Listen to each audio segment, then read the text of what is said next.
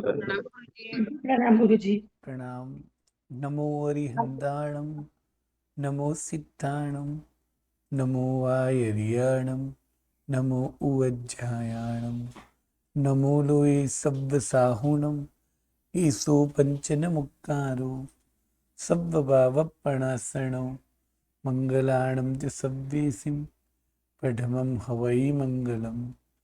मंगलम भगवान वीरो मंगलम गौतम प्रभु मंगलम स्थूलिभद्राद्या जैन धर्मोस्तु मंगलम। अंगूठे अमृत बसे लब्धितणा भंडार श्री गुरु गौतम समरिये वांछित फल दाता। पूज्यपाद हरिभद्र सूरी महाराजा विरचित यह लघु संग्रहणी ग्रंथ, यह ग्रंथ में 30 गाथा में जम्बूद्वीप के विविध विषय पर वर्णन किया है, जिसमें मुख्य 10 विचारणा बताई है, इसलिए इस ग्रंथ के 10 द्वार है।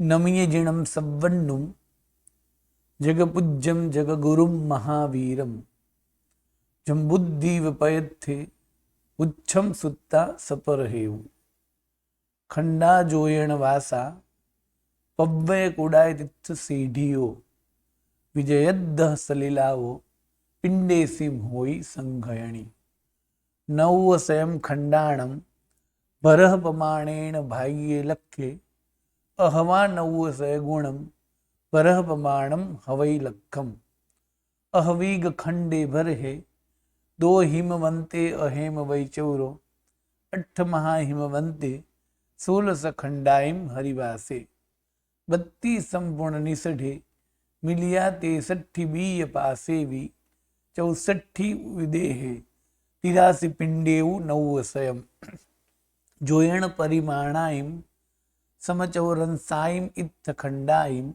लखस्य परिहीये तप्पाय गुणेय हुंतेव विखंब वग्गदह गुण करणी वट्टस्स परिरव होई विखंब पाय गुणियो परिरव तस्स गणीय पयम परिहि तिलक 16 सहस्र 227 हिया कोसति गट्ठावीसम धनुषय 13 अंगुलद्धहियम सत्ते वय कोडीसया नौवा 56 सय सहस्राइम चौनव्यम च सहस्रा सयम दिविड्ढम च साह्यम गाव मेघम वनरस धनुषया तह धनुरि पन्नरस सठिम च अंगुलाइम जम्बुद्दीवस्य गणीयपयम वरहाई सत्तवासा वियड्ढ चौचौर 3 वट्टियरे 16 वक्खारगिरी दो चित्त विचित्त दो जमगा 200 कणय गिरीणम चौगय दंतायतः सुमेरूय 6 वासहरा पिंडे ए गुण 70 सया दुन्नी 16 वक्खारेसु चौ चौ कुडाय हुंति पत्तेयम सोमणस गंधमायण 77 रूपी महाहिमवे 34 वियड्ढेसु विज्जुप्पह निसढ़ नीलवंतेसु तह मालवंत सुरगिरी 99 कुडाइम पत्तेयम हिमसिहरेसु 11 इय इग 60 गिरिसु कुडाणम एगत्ते सव्वधणम सई चौरो 67 64 8 नवगे 11 कुड़ेहिम गुणः जह संखम 16 दुदुगुणयालम दुवे सग 60 सई चौरो 34 विजयेसुम उसह कुड़ा 8 मेरु जम्बुम्बी 8 देव कुराए हरिकुड हरिसहे 60 मागह वरदाम पभास तित्थ विजयेसु एर वय भरहे 34 तिहिम गुणिया दुरित्तर सयम तो तित्थाणम विद्याहर अभियोगीय सेढ़ियो डुन्नी डुन्नी वेयड्ढे इय चौगुण 34 36 सयम तो सीढ़ीणम चक्की जे अब्बाइम विजयाइम इत्थ हुंति 34 महदह छप्पौ मारी कुरुस 10 गंति 16 गम गंगा सिंधु रत्ता रत्त वै चौनयो पत्तेयम 14 हिम सहस्रेहिम समगम वच्चन्ति जलहिम्मी एवं अभ्यंतरिया चौरो पुण 28 सहस्रेहिम पूर्णरवि छप्पन्ने हिम सहस्ये हिम जंती चौसलीला कुरुमज्जे 84 सहस्राइम तह विजय 16 32 नैनम 14 सहस्राइम पत्तेयम 14 सहस्र गुणिया 38 नैयो विजय मज्जिल्ला सियो याय निवडंती तह सियाई एमेव सिया सियो या वीय 32 सहस्र पंच लखे हिम सव्वे 14 लखा 56 सहस्र मेलविया छज्जो यणे सकोसे गंगा सिंधूण वित्थरो मूले 10 गुणियो पज्जन्ते यदुदुगुणेन शेषाणम जोयण से मुच्चिठा कणयमया सिहरी चुल्ल हिमवंता रूपी महाहिमवंता दूस उच्चा रूप कणयमया चत्तारी जोयण से उच्चिठो निसढ़ नीलवंतोय चत्तारी जोयण से उच्चिठो निसढ़ नीलवंतोय निसढ़ोत वाणिज्यमो वेरुलियो नीलवंत गिरी सव्वे भी पव्वयवरा समय खित्तम में मंदर विहुणा धरणी तले उगाढ़ा उससे है चौथ भायम्मी खंडाई गाहिम दसहिम दारेहिम जम्बुद दिवस संघिणी सम्मत्ता रैया हरिभद्र सूरीहिम। इस प्रकार ये 30 गाथा में हरिभद्र सूरी महाराजा याकिनी महत्रा सुनु हरिभद्र सूरी महाराजाए यह ग्रंथ बनाया। इसमें पहली गाथा में मंगलाचरण विषय संबंध प्रयोजन अधिकारी आदि की विचारणा बताई। दूसरी गाथा में कौन से 10 द्वार हैं उन 10 द्वार का नाम दिया। खंड, योजन, वर्षधर, पर्वत, शिखर, तीर्थ, श्रेणी, विजय, ग्रह और नदियां। तीसरी, चौथी और पांचवी द्वार मैंने खंड द्वार बताया कि खंड कैसे गिनेंगे। भरत क्षेत्र के माप को एक खंड कहते हैं। ऐसे जम्बूद्वीप में कितने खंड है और कौन से विभाग, जम्बूद्वीप के 13 विभाग में से कौन से विभाग के कितने खंड हैं उनकी बात यहाँ बताई कि कौन से विभाग के कितने खंड और 190 खंड कैसे होते हैं 13 विभाग के, उनकी विचारणा यहाँ बनाई। और उन हर क्षेत्र का जो है माप यानी व्यास यानी चौड़ाई की विचारणा बताई। फिर 7 क्षेत्र और 6 पर्वत का परिचय बताया।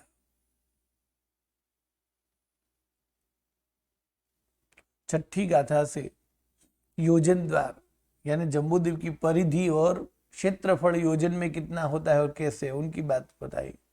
छठी गाथा में क्षेत्रफल कैसे आएगा वो बताया कि परिधि को जिस वस्तु की परिधि है उसके व्यास के चौथे भाग से गुणने से, अर्थात जितनी भी परिधि आएगी उसको 25,000 से गुणने से क्षेत्रफल आएगा। फिर परिधि कैसे ढूंढेंगे तो उनकी बात बताई कि जो पदार्थ है मतलब जम्बूद्वीप, तो उनका विष्कम यानी व्यास जो है उसका 10 गुण करना है, वर्ग करना है और उसे 10 गुण से गुणना है और फिर उसकी जो है वर्गमूल करणी यानी वर्गमूल निकालना। मतलब जम्बूद्वीप की चौड़ाई यानी 1 लाख योजन को 1 लाख योजन से गुणना है, वो वर्ग, उसको 10 से गुणना है और उसकी जो है वो करणी यानी वर्गमूल निकालना है। तो इस प्रकार उनका क्षेत्रफल आएगा, वो बात बताई। अब जम्बूद्वीप की परिधि कितनी है वो 8वीं गाथा में बताई कि जम्बूद्वीप की परिधि इतनी आएगी। फिर 9वीं और 10वीं गाथा में जम्बूद्वीप का क्षेत्रफल कितना है वो बता के इतना क्षेत्रफल जम्बूद्वीप का होगा। फिर 11वीं और 12वीं गाथा में ये बताया कि तीसरा द्वार यानी वर्षधर पर्वत के कारण जो 7 क्षेत्र होते हैं मनुष्य को रहने योग्य, ऐसे 7 क्षेत्र और उस 7 क्षेत्र में 9 भूमि कैसे होती हैं, वास क्षेत्र की विचारणा बताई और कुल पर्वत के विचार में 7 क्षेत्र है और पर्वत जो है वो 2200 259 मतलब 269 कुल पर्वत है, जिसमें 4 वृत्तवैताढ्य है,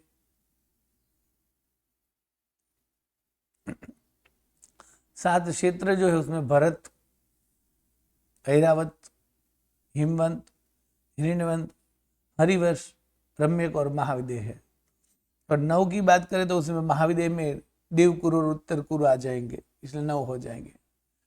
ये क्षेत्र जो है वो कहाँ है, उन क्षेत्र के बराबर बीच में कौन सा पर्वत है, उसमें कौन सी नदी बहती है, महानदी, उसमें कौन सा काल होता है, यानी कैसा वातावरण होता है वो बताया। फिर पर्वत की बात करते हुए 4 वृत्तवैताढ्य जो कौन से क्षेत्र में है, उनकी ऊंचाई कितनी है, उनकी लंबाई कितनी है, उनकी चौड़ाई कितनी है, उसकी परिधि कितनी है, उसके अधिपति कौन है, वो कौन से क्षेत्र में है। फिर दीर्घवैताढ्य पर्वत का स्वरूप, उसमें कितनी मेखला है, उसकी लंबाई चौड़ाई और ऊंचाई कितनी है, उस मेखला में कितने शहर है आदि, उसमें कितनी गुफाएं है।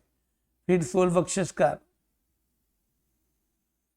चित्र विचित्र यमक शमक, 200 कंचनगिरी कहाँ है आदि, 4 गजदंत पर्वत,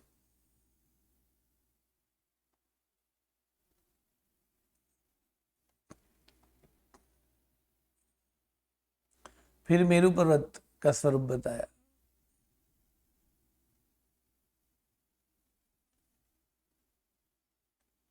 उस मेरू पर्वत में कितने वन है वगैरह। फिर 6 वर्षधर पर्वत का परिचय, उसकी लंबाई चौड़ाई ऊंचाई कौन से 2 क्षेत्र के बीच में है आदि। फिर 13वीं गाथा से लेकर 16वीं गाथा तक शिखर बताए, गिरि शिखर और भूमि शिखर दोनों। गिरि शिखर में कौन से पर्वत पर कितने शिखर है उनकी बात बताई कि 16 वक्षस्कार जो है उन हर वक्षस्कार पर 4-4 शिखर है।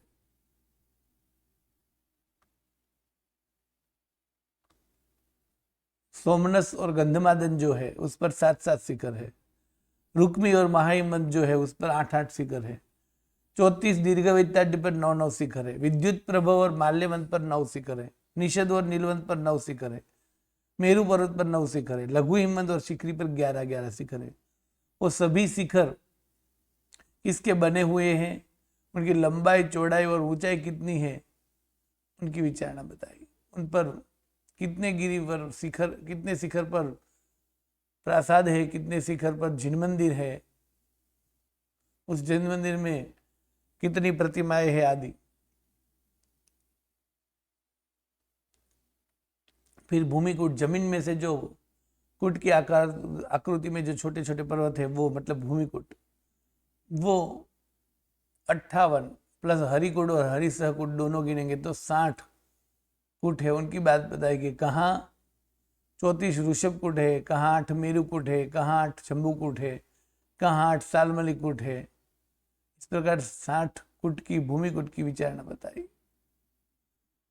फिर 18वीं गाथा में 6ठा तीर्थ द्वार, यानी 2 जलाशय का जहाँ मिलन होता है उस जलाशय में जाने के रास्ते और वहां आए हुए द्वीप कितने हैं उनकी बात बताई, जिसमें 6 द्वीप अर्थात 6 तीर्थ भरत और ऐरावत के 3-3 और लवण समुद्र में है, बाकी के सभी सीता और सीतोदा में है।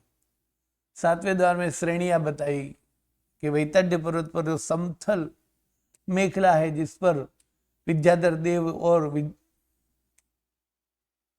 अभियोगिक देव रहते हैं, जिसमें विद्याधर मनुष्य और अभियोगिक देव रहते हैं, दोनों की 2-2 श्रेणियां है जो कितनी है 136।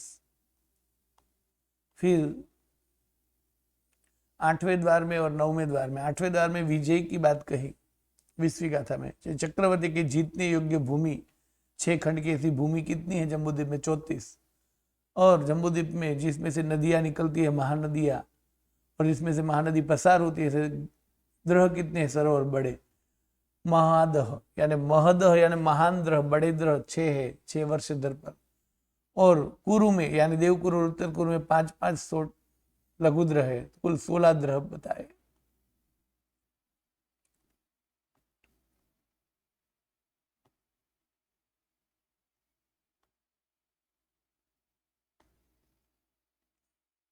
उस द्रह में बराबर बीच में, द्रह के बीच में देवियों का भवन होता है।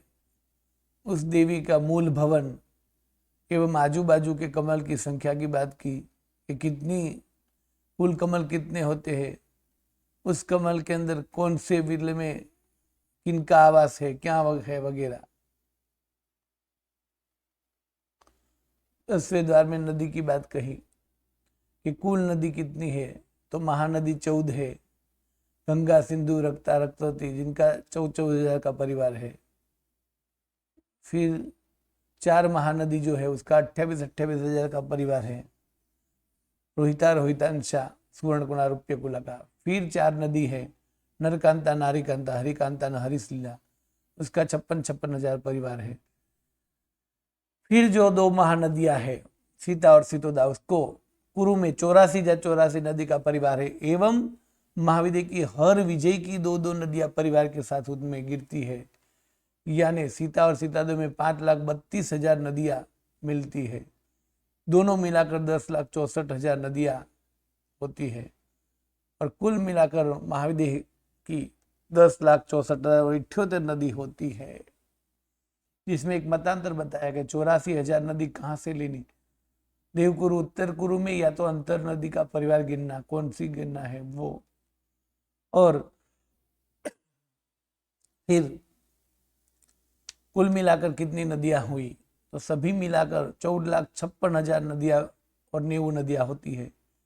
जिसमें 14 नदी को मुख्य नदी, महानदी बोलते हैं, जो हर क्षेत्र की 2 बड़ी नदी है। और जिसमें 90 नदी को मुख्य नदियां बोलते हैं, जिनको परिवार मिलता है। और परिवार नदी को 14,56,000 नदी बोलेंगे। इसमें महाविद्य के अंदर जो 6 अभ्यंतर नदी है, दोनों तरफ, पूर्व महाविद्य में 6 और पश्चिम महाविद्य में 6, और 6 और 6 मिलाकर 12 नदी। उस 12 नदी का एक मत्स्य परिवार है और एक मत्स्य परिवार नहीं है। तो अब 16 विजय में जो 2-2 नदियां है, उसका नाम तो गंगा, सिंधु, रक्तवती है। शुल्का गंगा, शुल्का सिंधु, शुल्का रक्तावती आदि। किंतु बीच बीच में जो 3-3 नदियां है, महाविद्य की 8 विजयी के बीच में 7 अंतर में जो है, वहां 4 वक्षस्कार है और 3 नदियां है।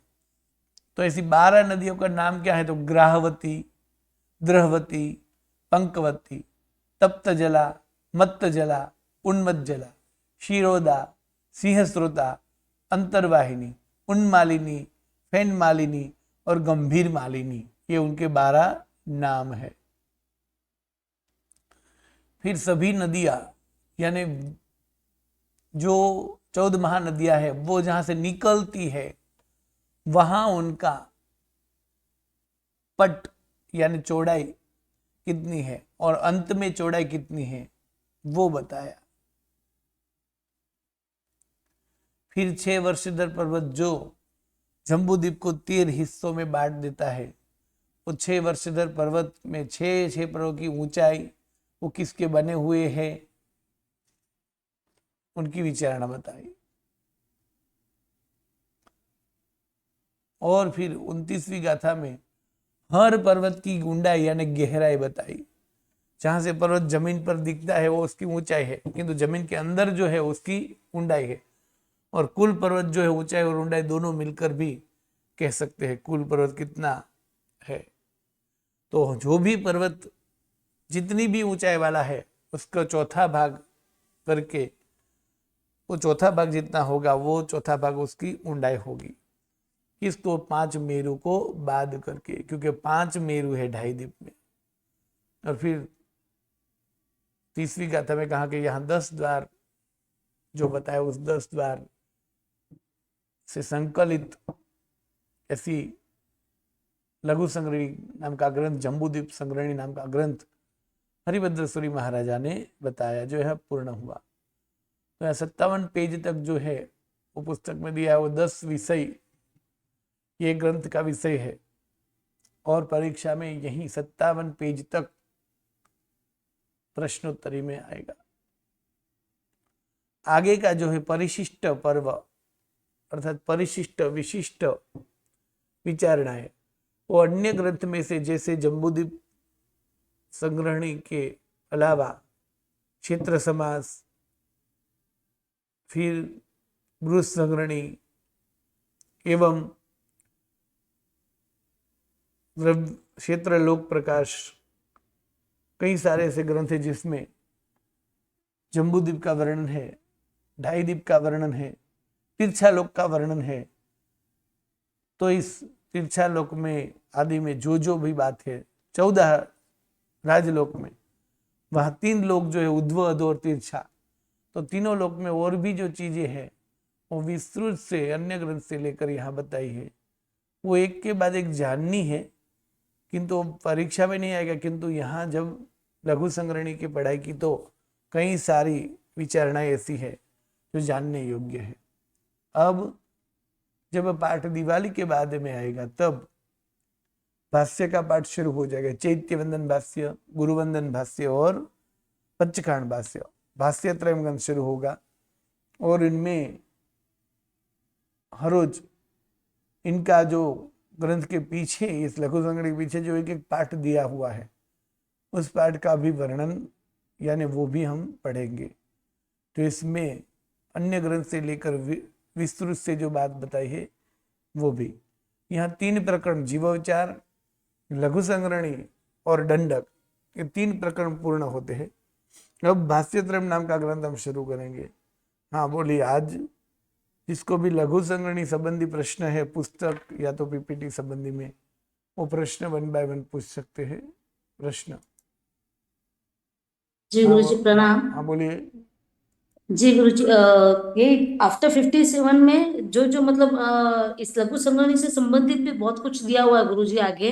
हाँ तो वो सब तो हम पढ़ के उपयोग में ले सकते, जैसे 14 वर्ष सबके नाम और इत्यादि सब एक्स्ट्रा भी, जैसे 14 रत्न के नाम, नवनिधि इत्यादि सब अलग से भी आगे दिया हुआ है सारा। हाँ, तो तो वो वो जो है, डिटेल इसको लघु संग्रहणी के साथ समझना है कि जस्ट नॉलेज के लिए, को थोड़ा सा एक्स्ट्रा एक्स्ट्रा डिटेल उसमें फिर। ये जो है ये पुस्तक में यहाँ जी 57 पेज तक, जी गुरु जी। तब तक ये परीक्षा लक्ष्य संबंध है, मतलब 1 से लेकर यहाँ तक एग्जाम के लिए पूछा जाएगा। उसके जी आगे की जो विचारणा पाठ अभी होगा ये लघु संग्रहणी को इंक्लूड है। मतलब लघु संग्रहणी में जो पदार्थ बताए ना, उसी पदार्थ को हाँ विशेष से खोलने के लिए उसमें कई सारे प्रश्न जो होते हैं उनके जवाब, ये सब अभी इन पाठ में आएंगे। किंतु जी गुरु जी। एग्जाम में ये नहीं पूछेंगे। नहीं नहीं गुरु जी, जैसे कि 14 वर्षधर लिखे पर्वत लिखे हैं, तो उसमें लघु हिमवंत, शिखरी, महाहिमवंत, रुक्मी, निषद और नीलवंत, ये तो हमारे बस एक इक्षुकारी नहीं है। 91 पेज नंबर गुरु जी। 91। हाँ, और दातकी खंड, मेरु पर्वत, इनकी है ना थोड़ी छोटी छोटी छोटी छोटी सारी डिटेल दी है पेज नंबर 88 में भी, चक्रवर्ती के रत्न इत्यादि। Page number 91। हाँ 87 में भी वैताड़ीय पर्वत और गुरु जी, ऐसे मतलब अलग अलग सब जगह बहुत कुछ दिया हुआ है अपने लघु संग्रहणी से संबंधित। पेज नंबर 91 में देखिए पूरा चार्ट है। हाँ, पर वो सब भी पाठ में आएगा, यहाँ अभ्यास में भी होगा। हाँ किंतु जी आपको जो पक्का है, मतलब बाय हार्ट जी। करना है, और हाँ वो ये लघु संगणि 57। संबंधी ही सब बातें हैं। जी किंतु गुरु जी। एग्जाम के लिए जो आपको तैयारी करनी है वो 57 पेज तक की करनी है। जी गुरु जी। हाँ, धन्यवाद गुरु जी। आगे बोलिए प्रश्न। गुरु जी, नदी नदी जो होती है उनकी क्या होता है नदी के? फिर से प्रश्न, आवाज नहीं आई बराबर। नदी जो है, नदी के उनके अधिष्ठाय क्या होता है उसमें? हाँ, नदी के देव क्या होते हैं? तो ये जो नेऊ नदियां है ना, नेऊ नदी, हाँ मुख्य नेऊ नदी, वो नेऊ नदी पर्वत पे से गिरती है, ठीक है। और जहां भी ये पर्वत पे से गिरती है, अब सबसे पहले तो जो नेऊ नदी है वो कहां से गिरती है उनकी विचारणा करेंगे। तो ये नेऊ नदियां जो है,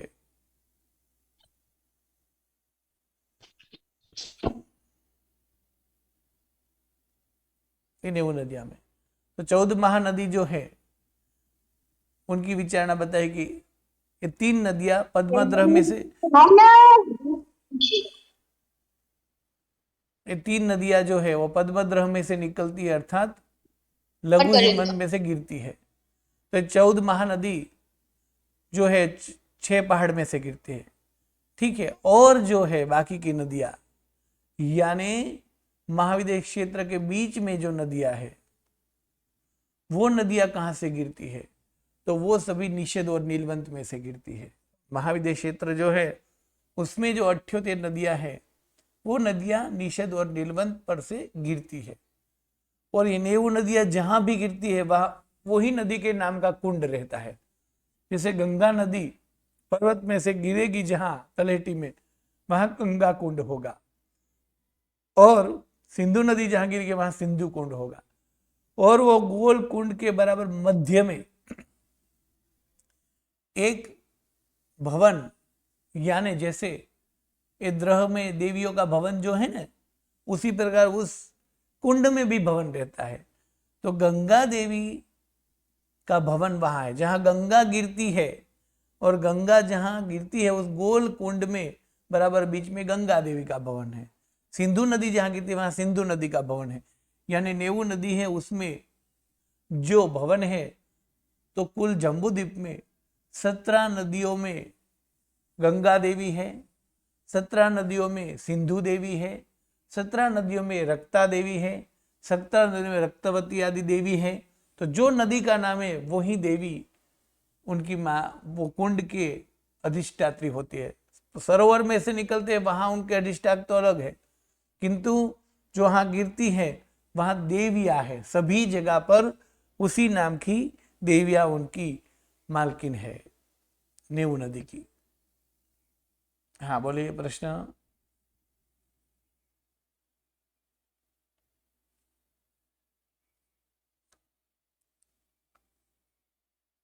जिनको भी प्रश्न है वो ही अनम्यूट होएगा, क्योंकि आजू बाजू में से आवाज आ रही। सिर्फ जिनको प्रश्न है वो अनम्यूट होए। बोलिए किसको प्रश्न है? प्रणाम गुरुजी। हाँ बोलिए। गुरुजी आपने कहा ना गुरुजी के वो जो नदियों का परिवार होता है, कोई बीच में बोल। 1 मिनट। हाँ बोलिए, कौन बोल रहे हैं? हाँ 31 गुरुजी।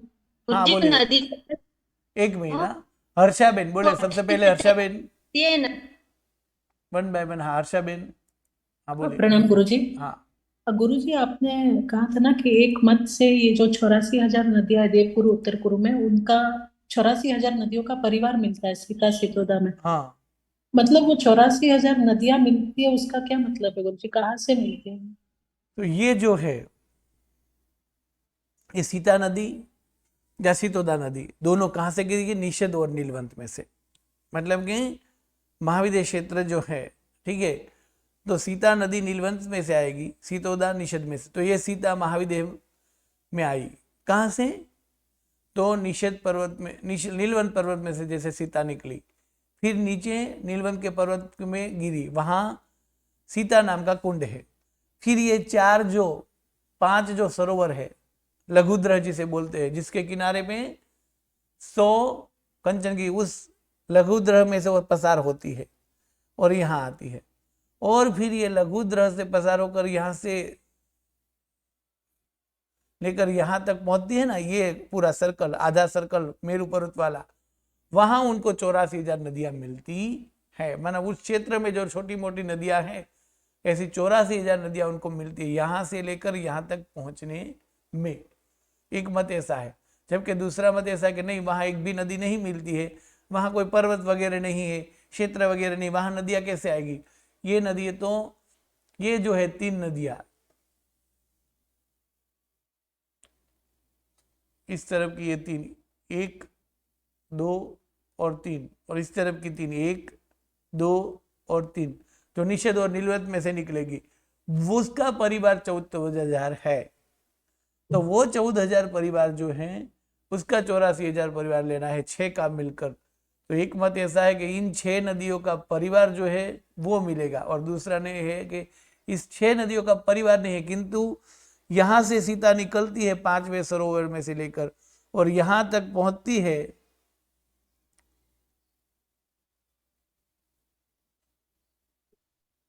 यहां से जो मोड़ लेकर यहां तक आती है, इस पूरे मोड में 84,000 नदियां मिलती है। मतलब कि देव कुरु और उत्तर कुरु वाला भाग वो कहलाता है, इसलिए उसको कुरु मध्य, कुरु का मतलब देव कुरु और उत्तर कुरु के मध्य में, यानी देव कुरु और उत्तर कुरु के अंदर मिलती है। तो हाँ गुरुजी बोलो। वो नदियां जो मिलती है जो आप कह रहे हैं वो कोई पर्वत या वहां से शुरू होती है, मतलब या इसका ही भाग होता है गुरुजी, सीता सितोदा का ट्रिब्यूटरी जो बोलते हैं ना नदी का? नहीं, ये जो है वो सीता और सीतोद्यमा से भाग नहीं पड़े, सीता और सीतोद्यमा को मिल रही है, मतलब कि मिलती वो है। अन्य नहीं, मिलना मतलब दूसरी जगह से आकर उसमें गिरना। वो सीता का विभाजन नहीं होता है, विभाजन होता तो क्या होगा, सीता का प्रवाह छोटा हो जाएगा। तो यहां हाँ। तक तो सीता अकेली नदी है। यहां से इस क्षेत्र जो है ना, इस क्षेत्र में ये पूरा क्षेत्र है देवकुर और उत्तरकुर। जैसे इस क्षेत्र का चित्र देखेंगे तो पूरा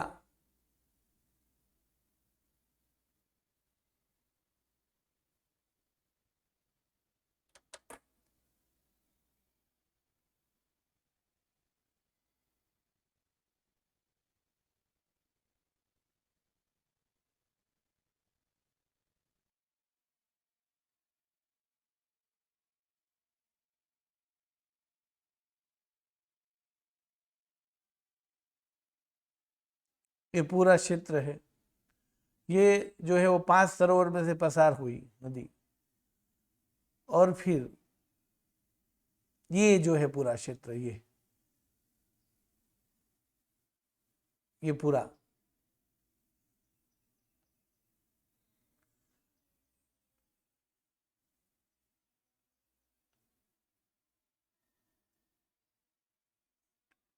ये जो है वो पूरा देवकुरु है। ठीक है, तो यहाँ 5वें सरोवर में से निकल गई ये पूरा क्षेत्र, और ये क्षेत्र जो है,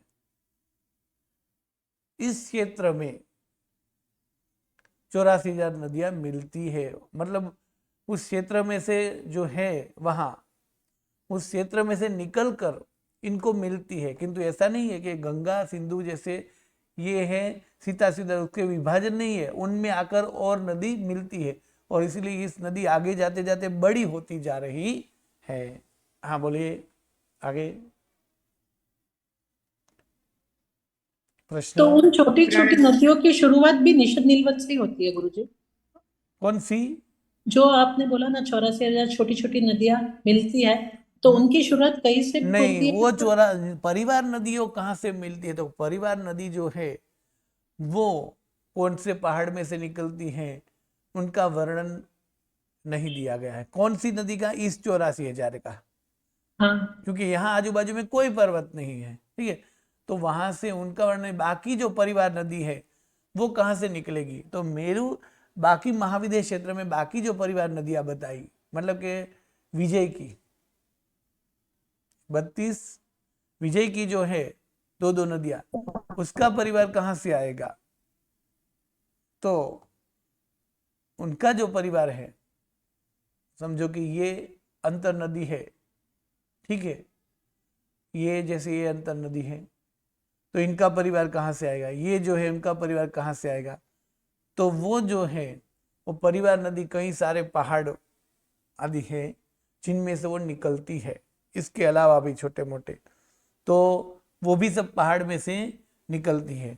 जैसे विजय है तो इस विजय को मिलने वाली नदियां, ये जो है वक्षस्कार, तो वक्षस्कार में से निकलती है। वक्षस्कार पर्वत है ना, ये दो विजय के बीच में, तो परिवार नदी सब वक्षस्कार आदि पर्वत में से निकलकर मिलती है। किंतु यहाँ जो है वो 84,000 नदियां कहाँ से निकलती है? तो वो क्षेत्र की नदी है, क्योंकि आजू बाजू में वहां दूसरा कोई पहाड़ का वर्णन नहीं है, तो वो क्षेत्र की नदियां है, यानी क्षेत्र के ही बीच में बहती हुई नदी की बात है। वो नदी कहाँ से निकलती है उनका वर्णन नहीं आता है, गुरु और जी वो इसलिए बारिश ही का पानी हो सकता है ना? हो सकता है, और इसीलिए ही ये बोला है कि यहाँ से ज्यादा यहाँ उचित मानना रहेगा कि विजय में से या तो पर्वत में से यहाँ से नदी निकलेगी। तो ये जो है वहाँ कोई दूर तक नदी को निकलने का कोई रास्ता आदि या तो पहाड़ आदि दिखाया नहीं है। किंतु ऐसा जरूरी नहीं कि हर नदी पर्वत में से, ज्यादातर पर्वत में से ही निकलेगी, किंतु इन नदी का कौन सा पर्वत है ये कहीं भी उल्लेख आता नहीं है। जी गुरु जी हाँ, धन्यवाद। પ્રણામ ગુરુજી. हाँ बोलो. ગુરુજી, આપણે પેજ નંબર 10 ચોપડીનું, પુસ્તકમાં પેજ નંબર 10. હા હાજી હાજી, આપણા પુસ્તકનું 10મું પાનું, એનો ચોથો પેરેગ્રાફ, 10મું. Page number 10. हाँ बोलो. हाँ, चौथो पैराग्राफ. हाँ, ये- बीच में आया, हाँ बीच में आया. बराबर. बीच में आया मेरू पर्वत एक क्षेत्र को 2 भागों में विभक्त करता है, हम्म पूर्व महाविदय और पश्चिम महाविदय. हम्म. तो ये मेरू पर्वत इतना बड़ा कहाँ है? तो इसके 2 भाग कर देगा. हाँ, पूर्व पश्चिम, ये मेरे को समझ में नहीं आया. बराबर है. तो ये जो है ये महाविद्य क्षेत्र तो बहुत बड़ा है. यहाँ विभाजन करना मूल उनके 2 विभाग हो जाए ऐसा पूरा दिखना, जैसे ये पूरा महाविद्य क्षेत्र है और मेरू पर्वत तो महाविद्य क्षेत्र के सामने इतना ही है, इतना. हाँ, तभी तो. हाँ, किंतु भाग करना मतलब उसकी ये जो है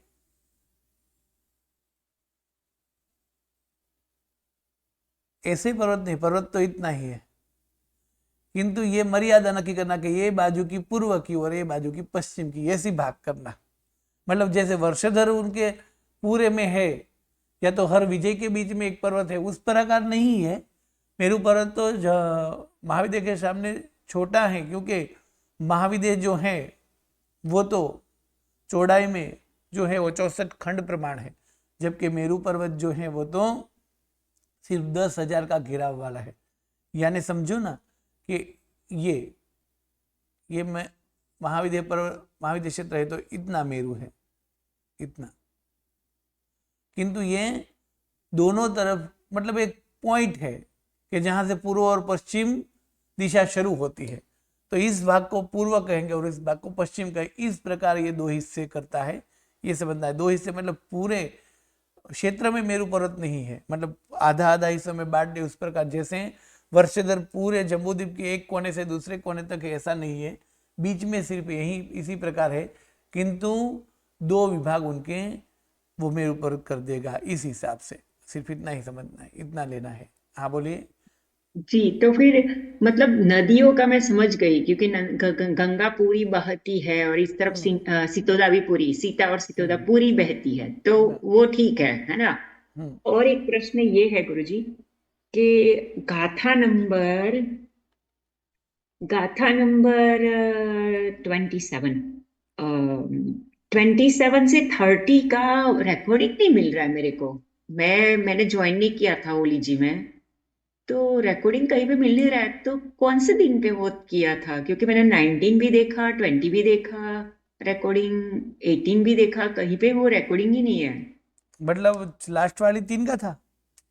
हाँ, लास्ट वाले जो 3 का था और एक वो हरिभद्रेश्वरी महाराज साहब की. लास्ट वाली 3 गाथा जो है वो समझो कि आज जो है वो शनिवार है ना, तो सोम या मंगलवार के पाठ में होगा.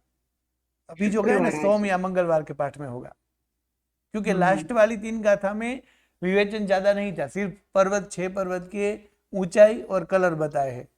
तो नदी के साथ नदी जहां द्वार पूर्ण हुआ वही 3 गाथा का विवेचन 5 या 7 मिनट में ही होगा, वो सोम या मंगलवार के पाठ में होगा. ओ, तो वो इतना बहुत ही छोटा है, 5-7 मिनट का, इतना हाँ छोटा ही. इसलिए. हाँ हाँ, तो मैं ढूंढ के परेशान हो गई, पर ठीक है, चलिए. हाँ, और एक प्रश्न है गुरुजी. गुरुजी हाँ, आप बोलिए.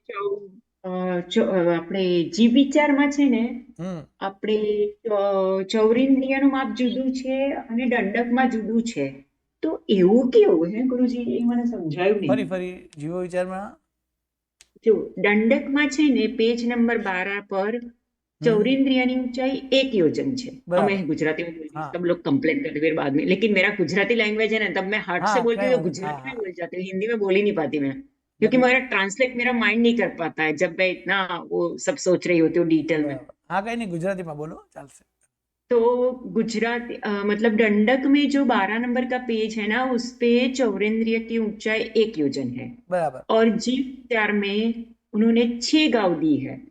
तो ये अलग अलग कैसे हो सकती है ना गुरुजी? चौरिंद्र की 6 गांव दी है जीव विचार हाँ, में। जीव विचार में। नहीं, चौरिंद्र की 6 गांव नहीं हो सकती हैं।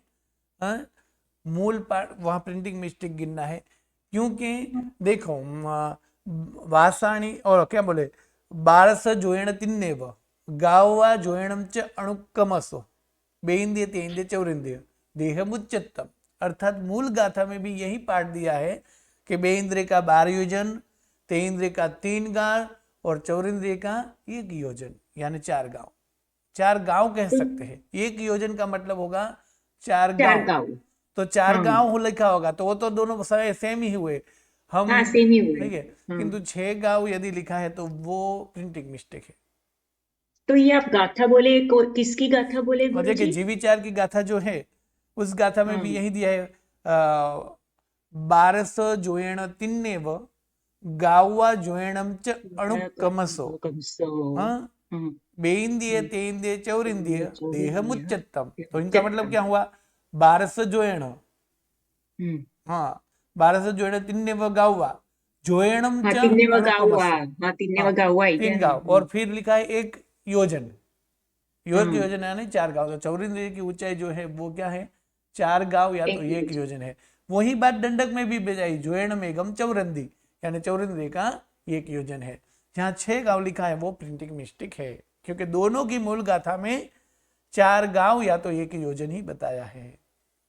जी गुरुजी, धन्यवाद है गुरुजी। हाँ बोलो। गुरुजी, हाँ गुरुजी, गाँव और कोस एक ही होता है या अलग अलग होता हाँ, है? गांव और कोस एक ही है। गांव बोलो या कोस बोलो, दोनों एक होगा। जी गुरु, हाँ, धन्यवाद गुरु। हर्षा भी, हाँ बोलो। गुरुजी, शेषा, 28,000 14,000 जो नदियों का परिवार है ना, हम्म, हाँ तो बोलिए। वो सब नदी की देवी कितनी कितनी देवियां ही है सब 28,000 14,000? हाँ, नदियां जो है उन सब जो है, उनके कुंड की, उनके सरोवर की, उनके प्रपात कुंड की, सब जगह पर मालकिन देवियां है। और शायद इसीलिए ही नदी को देवी माना जाता होगा। हाँ, सब जगह पर उसकी अधिष्ठात्री जो है वो देवियां है। सब जगह पर, सब नदी की देवियां ही जो है। गुरुजी 14 है तो 14,000 की अलग अलग 14,000 देवियां है। हाँ, और 14,000 नदियों की भी अलग अलग देवियां हो सकती है, जिनका नाम वर्णन आदि नहीं मिलेगा। उनका कुंड कहाँ है वो सब नहीं बताया, क्योंकि मुख्य मुख्य मुख्य बताया। जैसे नर्मदा नदी है अभी की, तो वो उनकी देवी भी नर्मदा देवी के नाम से ही नर्मदा नदी की पूजा की जाती है आजकल के भी। तो देव जहां जहां नदियां हैं वहां उनकी अधिष्ठात्री समझने, तो उनकी अधिष्ठात्री देवी ही है सभी की। और जो वैतरणी से निकलती है ना नदी गंगा सिंधु, हम्म, फिर वो वैतरणी को भेद के यानी जैसे बीच बराबर। में से पर्वत के बीच में वैतास से में भेद कर कैसे निकलेगी? वो वैताड्य को भेद कर ऐसे निकलेगी कि जैसे एक पर्वत में से ट्रेन कैसे निकल जाती है, तो कि पूरी जगह बनाई होती है ना। यहाँ पर्वत में ऐसा है कि हमें बनाना पड़ता है। जब कोई पर्वत बीच में है तो वहाँ टर्नल बनाकर ट्रेन जैसे हम पसार करते हैं, ठीक है, टर्नल जैसे बोलेंगे। उसी प्रकार गंगा सिंधु को नदी को निकलने के लिए वहां पहले से ही टर्नल मौजूद है, मतलब इतनी जगह है ही कि वहां से वो निकलेगी। भेद कर मतलब हर वक्त वो पर्वत को तोड़ नहीं रही है। अनादिकाल से पर्वत में उतनी ही जगह है जितनी जगह में से वो गंगा सिंधु निकलेगी। हाँ, गंगा सिंधु का पानी कम हो जाएगा। जैसे हमने कोई टनल बनाया है या तो जैसे हमने कोई गटर बनाई है और हमने जोर से नल शुरू किया तो पूरा पानी जो है वो गटर के समान जितना भारी बहेगा, और नल धीमा किया तो थोड़ा थोड़ा पानी बहेगा। किंतु गटर या तो टर्नल की जो चौड़ाई लंबाई वो तो वही रहेगी, पानी का बहाव कम ज्यादा होता रहेगा। तो गंगा सिंधु के पानी के बहाव में कम ज्यादा होगा, किंतु जो पर्वत है उसको भेद कर मतलब उस पर्वत में पहले से उतनी टर्नल की तरह जगह है। वो जगह ऐसे ही पहले से ही अनादिकाल से है, उस जगह में से ही वो निकलेगी। भेद कर का मतलब ये है कि उनको पसार करके, मतलब उनको हर बार तोड़ रही है या थोड़ा थोड़ा ज्यादा ज्यादा तोड़ रही है। जैसे अभी नदियां हैं पर्वत में से निकलेगी तो उनके आजू बाजू में हर बार निकलेगी तो नदी का प्रवाह ज्यादा होगा, तो पर्वत की खीण या तो पर्वत के भाग ज्यादा भी टूट सकते हैं क्योंकि वो अशाश्वत है। किंतु शाश्वत पदार्थ में ऐसा नहीं है, वहां तो पहले से इतना टनल मौजूद है कि वहां से गंगा का पूरा प्रवाह निकल सके। हाँ, गंगा नदी या सिंधु नदी का प्रवाह ज्यादा कम होता है, पर ज्यादा कम भी कहाँ होता है, ज्यादा कम आदि भी जो है वो सिर्फ यहाँ जिसको बोले वो परपात कुंड में से निकलने के बाद में दोनों क्षेत्र में ज्यादा कम होता है। किंतु वो तो बाकी की नदी जो सूख जाती है या तो कम हो जाती है इस हिसाब से, किंतु पानी के बहाव में कम ज्यादा रहेगा, वो जगह तो इतनी ही रहेगी अनादिकाल से, इसलिए वहां से आराम से निकल जाती है। यहाँ भेदना मतलब वहां से सिर्फ पसार होना। हाँ बोलिए प्रश्न। जी जी। हाँ, आगे किसी को प्रश्न? गुरुजी कल क्लास है? कल नहीं है, कल रविवार है। और देखेंगे नहीं, सोमवार, आज सोम फ्राइडे है, कल शनिवार है। हाँ कल शनिवार है, बराबर है। हाँ, कल देखो क्लास तो अभी पूर्ण हो गया, वैसे दिवाली के बाद शुरू होगा वो जी। भाष्य। अब कल जो है वो जीव विचार दंडक या लघु संग्रहणी संबंधी किसी को प्रश्न हो तो वो पूछने के लिए क्लास रखेंगे। सोमवार से रजा है। ગુરુજી દિવાળી પછી કયું ભાષ્ય શરૂ કરશો? पहलू चैत्यवदन भाष्य, એટલે भाष्यत्रयम ग्रंथ एक જ पुस्तक है, मतलब एक ही ग्रंथ में 3 भाष्य आ जाएंगे। 3 पुस्तक नहीं, एक ही पुस्तक में विभाग चैप्टर 3 है जिसको 3 भाष्य बोलते हैं। वो एक ही ग्रंथ है वैसे, किंतु उसमें तीनों विभाग अलग अलग है। भाष्यत्रय माने 3 प्रकार के भाष्य। तो चैत्यवदन भाष्य से शुरू होगा। हाँ प्रणाम सर। सर उसका पीडीएफ भेज देंगे प्लीज? हाँ चौक्कस। मतलब पहले भेज दीजिए, हॉलीडे के पहले अगर हाँ भेज नहीं दिया नहीं, जाए तो अभी ज्यादा 2-3 अच्छा दिन में रहेगा। दिवाली से पहले ही वो भेज देंगे। यानी जी। किसी को कुछ देखना हो, आगे पढ़ाई करनी हो तो वो एक बार पढ़ना हो, लर्न करना तो कर सकते हैं। ठीक है। जी जी जी सर, धन्यवाद। શ્રી ગુરુજી ગુરુજી એક્ઝામ કેવી રીતે હશે? મલ્ટિપલ ચોઇસ જેવી રીતે હતું ફરી એ પ્રમાણે એક્ઝામ પર કેવી રીતે હશે? તમે જે રીતે એક સવાલના 4 ઓપ્શન આપો છો એવી રીતે હશે? હા, જે ઓનલાઈન એક્ઝામ છે એ મોટા ભાગે એવી રીતે હશે। બાકી અહીંયા ઓફલાઈન એક્ઝામ છે એનું હજી ફર્મો નક્કી નથી થયો। જેટલી વખત પણ આપણે ઓનલાઈન એક્ઝામ છે તે બહુધા મોટા ભાગે પ્રાય એવી રીતે જ છે કે એક પ્રશ્ન અને નીચે એના 4 ઓપ્શન એ પ્રમાણે। અને કદાચ આગળ વધીને એવું પણ હોઈ શકે, અત્યારે તો એ જ પ્રમાણેની મુખ્ય વિચારણા છે કે એક અક્ષરમાં જવાબ આપો, मतलब એ પ્રશ્ન જ હોય એની સામે જવાબ ખાલી લખવાનો હોય, પણ એ બધું બહુ અઘરું પડી જાય છે। એટલે અત્યારે તો ખાલી ઓપ્શનવાળા જ પ્રશ્નપત્ર રહેશે હમણાં તો। પછી કદાચ આગળ ફેરફાર થાય તો વસ્તુ જુદી છે। સમજો કે અત્યારે હમણાં जुलाई एक्जाम गई, हवे एक्जाम फेब्रुआरी में कदाच आवशे। 1 वर्ष पूर्ण जान्युआरी ना एंड में थशे, એટલે फेब्रुआरी में જ્યારે एक्जाम आवशे ત્યાં સુધી તો આ પ્રમાણે છે। એની પછી કદાચ કોઈ વિચારણા અલગ થાય તો વાત જુદી છે। બાકી અત્યારે હા ઓપ્શન વાળા પ્રશ્નોત્તરી વગેરે રહેશે। ગુરુજી હા બોલો। આપણા સિલેબસમાં તો છે ને 3 ભાષ્ય ને એ બધું છે, તો હજુ આપણે 3 ભાષ્ય પૂરા કરી શકીશું ફેબ્રુઆરી સુધી? हाँ आरामથી। આરામથી? हाँ आराम गुरुजी, से हो આટલું जाएगा, બધું? वो इतना टफ नहीं हाँ हो जाएगा। गुरुजी हाँ बोलो। गुरुजी नवतत्व नहीं है क्या गुरुजी अपने सिलेबस में? नव तत्व इसमें क्या बोले वो कोर्स में भूल गए हैं, किंतु नव तत्व ग्रंथ है इसमें पढ़ाई होगी, किंतु वो पहला या दूसरा कर्मग्रंथ के बाद आएगा। जी गुरुजी। यानी वो सूत्रार्थ वाला जो विभाग है शायद उसमें सूत्रार्थ के बाद शुरू होगा नव तत्व आदि। और गुरुजी बृहद संगिनी भी है, उसमें कहा था कि छपा नहीं है लेकिन होगा, आपने बोला था, तो वो भी होगा क्या? नहीं, यहाँ कोर्स में 4 प्रकरण 3 भाष्य और कर्मग्रंथ तक। ओके। हाँ बोलिए रूपल बेन, प्रश्न। गुरुजी अभी छुट्टी कब से कब तक?